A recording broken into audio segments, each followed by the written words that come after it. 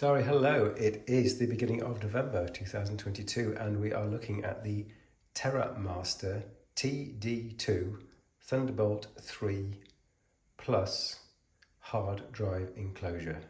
I'm going to do an unboxing and then at the end of the video there'll be some gabble about why I bought this device and how great I hope it's going to be.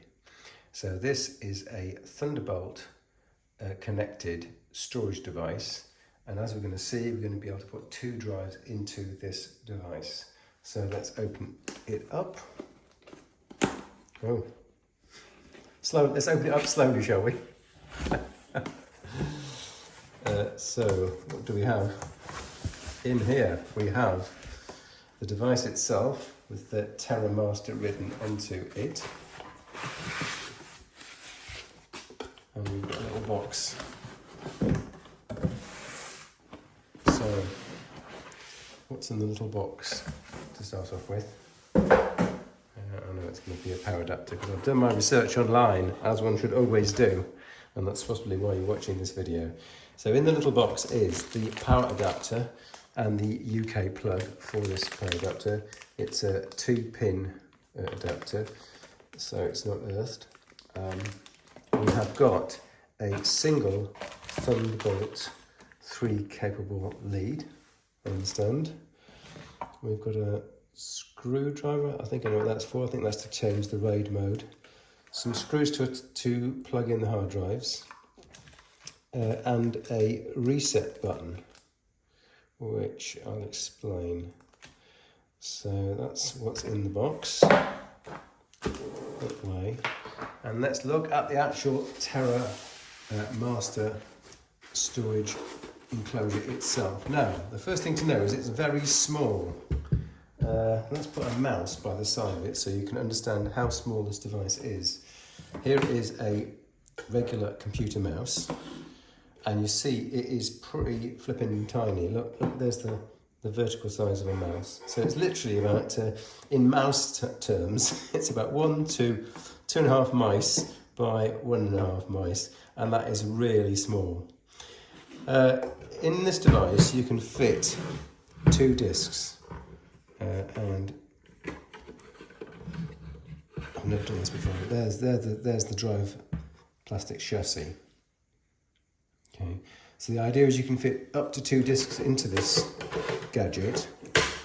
You then plug it in via the Thunderbolt 3 interface, which you all know is up to 40 gigabits per second. That's obviously way faster than any spinning hard drive. So you connect this cable to your typical Apple computer, because the Windows computers don't tend to have Thunderbolt interfaces. So let's call it an Apple computer. That will go from the Apple computer into this interface. And then outbound from this unit is an Ethernet interface,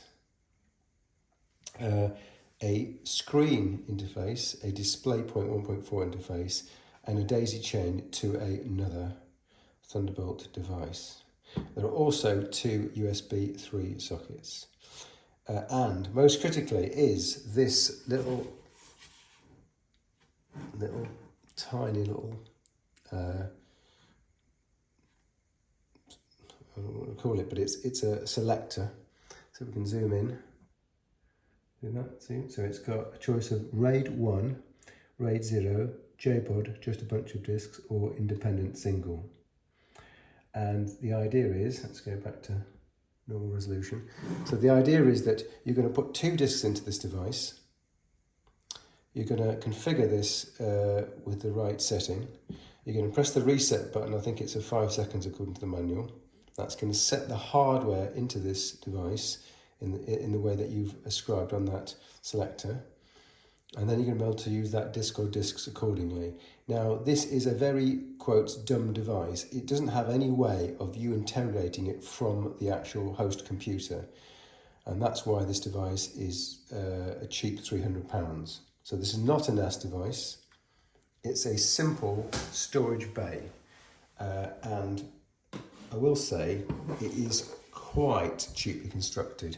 I mean, it is diminutively small, but I would say that from a quality standpoint,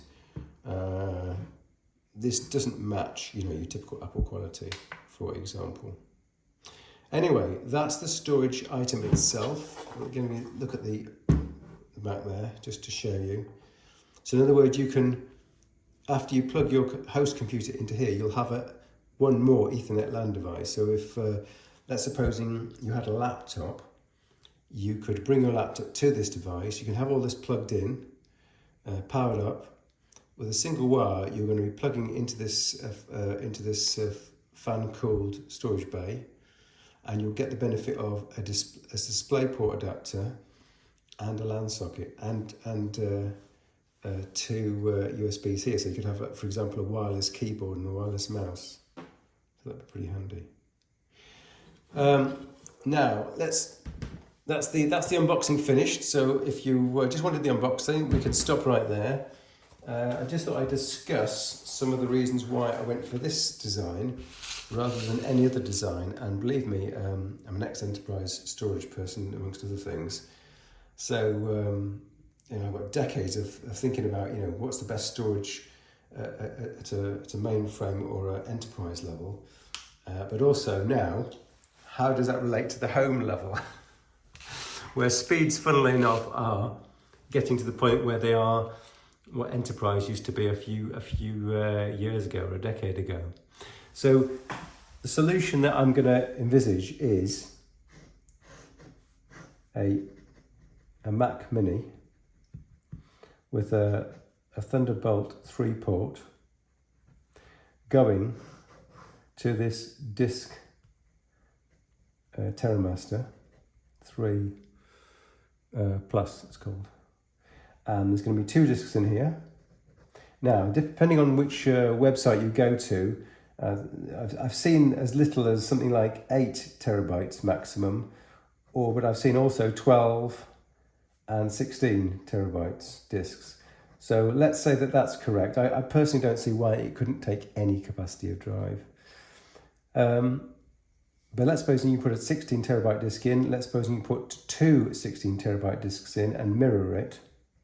So that's a RAID 1. So you're going to end up with a device here which looks like a 16 terabyte disk, but it's actually a mirrored 16 terabyte disk. And that's going to talk at up to 40 gigabits per second. Obviously, these spinning disks can only manage something like 250 megabytes per second. And this is, divided by 10, so this would be 4,000 megabytes per second interface. So you can see that this interface is way faster than the 250. So if you get the 250 megabytes coming down this interface, you're going to be very, very happy. So that's the solution I chose. There are other solutions which I could have employed. And what are those other solutions? Well, you could have had, via the LAN port here,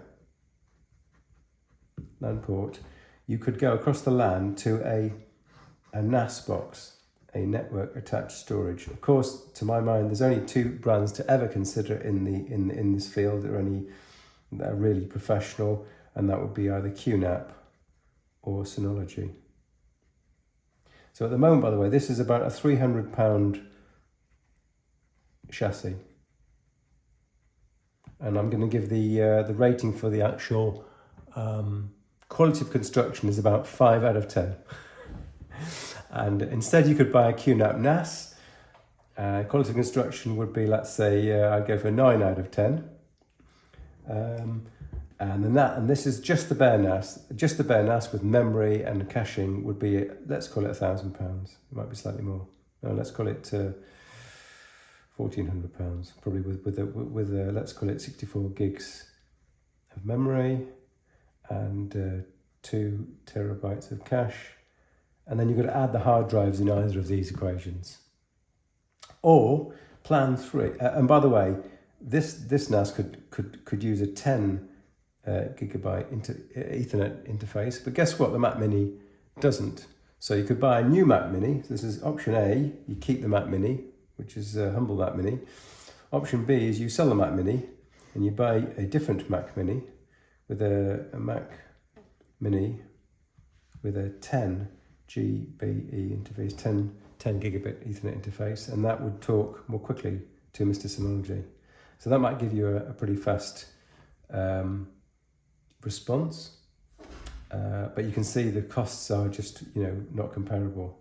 Option C would be buy is it a Mac Studio or a Mac Pro or something, and then this is going to be massive costs. And then that could talk, so either with a Mac Studio or Mac Pro you could configure the internal storage here so you wouldn't need any of this malarkey, or if you needed, let's say 20 terabytes or something like that, or 16 terabytes in this example, you may still not be able to configure this solid state option here. You may still need a remote system, so you're going to need to have that Mac Pro or that Mac Studio, and that talks via its 10 gigabit interface to the QNAP, or via Thunderbolt 3 to a disk array like this. And by the way, Terramaster isn't the only gaming. So indeed, there's another brand which I would rank right at the top of the quality end, which is OWC. They've been Apple peripheral experts for years.